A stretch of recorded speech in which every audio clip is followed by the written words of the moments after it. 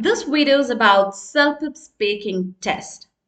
In this video, we are going to dive deep into task 1, which is the giving advice.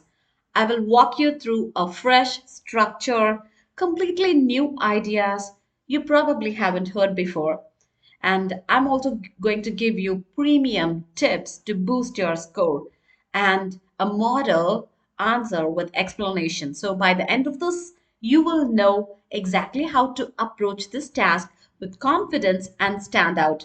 So grab a notebook, hit subscribe if you haven't already, and let's get started. Okay, when we talk about this self-help speaking task 1, why this task really matters to us, because this test asks you to give advice to someone who is facing a decision or challenge. You are typically given 30 seconds to prepare and 60 to 90 seconds to speak. Why this task important is this one assess your ability to understand the situation, respond appropriately, structure your response clearly, use language that is helpful and natural, and manage your time. So examiners are listening for clarity, relevance, coherence, vocabulary, and pronunciation. Okay, so this task is not just about what you say, it's how you say it and how you structure it. Many test takers give decent responses, but you know what? High scorers, they follow a tighter structure. They use richer language and make their advice feel personal. That's what we will focus on today. Okay? Instead of the usual acknowledge, advise, conclude, which you have seen so many times before, right? I'm going to give you this time a 4-part advanced structure that helps raise you to a higher band. So the part 1, who can content, and part 2, framing the decision, which means summarize the key decision or challenge they face. So this shows that you have listened and you're thoughtful. And part 3 is multi-layered advice. 3 tips with reasons or examples. And part 4, empowering close, which means have to end with encouragement, reinforce their agency, like you can do this, or invite them for the next step. Using the structure, you can stand out because you show deeper understanding, timeline of thought, reasoning, and a strong close. Okay, so here are some fresh, not heard everywhere strategies to maximize your score. Please take a note of it. The first one is try to use mindset language. Phrases like, if I were in your shoes, from my own experience, let's look at this as an opportunity. Make you sound reflective and native like, okay? And try to vary your sentence openings. For example, don't keep on saying first, second, lastly. Mix it up. You can start with a phrase such as to begin with. Another option you might explore. In the end, my final suggestion would be so and so. So try to vary your sentence openings and include a micro example or analogy. For instance, think of your situation like choosing a route on a map. Sometimes the scenic route takes more time but gives you more views. So when you are saying this way, this going to give you a depth. Got it? And balance advice plus empathy. You aren't just telling someone what to do. You are showing you understand how they feel. Example, I get that this feels overwhelming, so let's break it down. Okay? And try to end with an action oriented suggestion. Rather than just good luck, try to use something like, why not pick one of these suggestions this week and notice how you feel by Friday?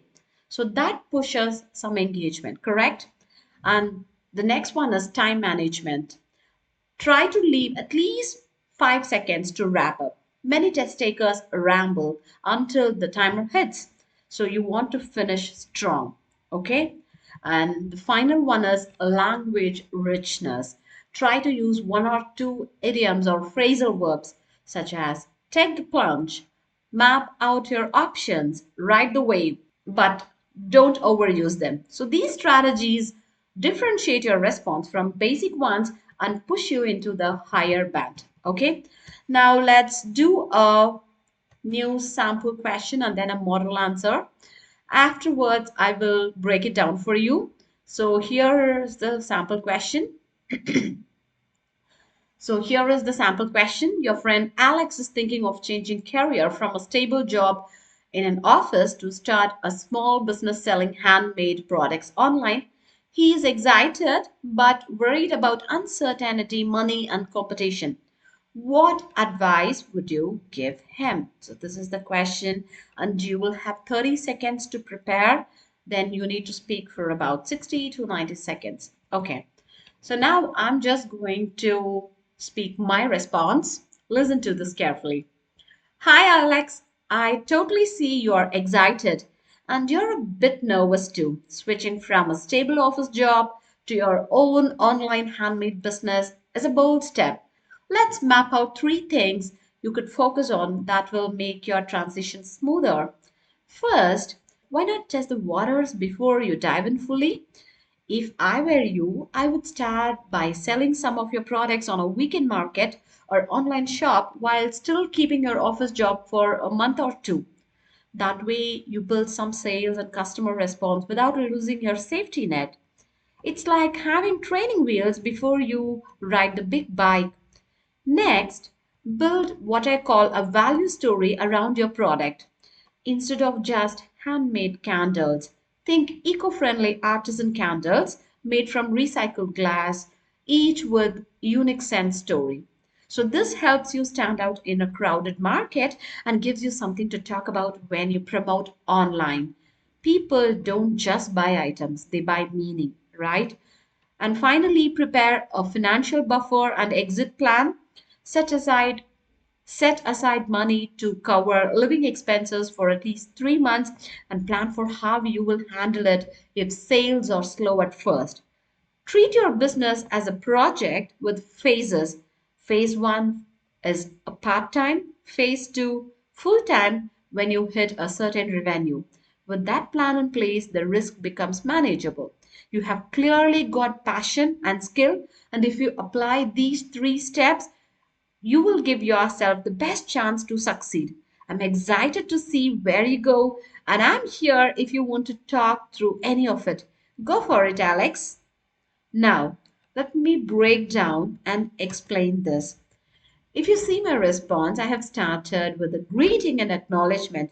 Hi, Alex, I totally see so and so, right? So I have greeted him and I have acknowledged his decision first. Then framing my decision, like, switching is a bold step. That is my opinion. I'm giving him. And the first advice I have given with the reason and analogy.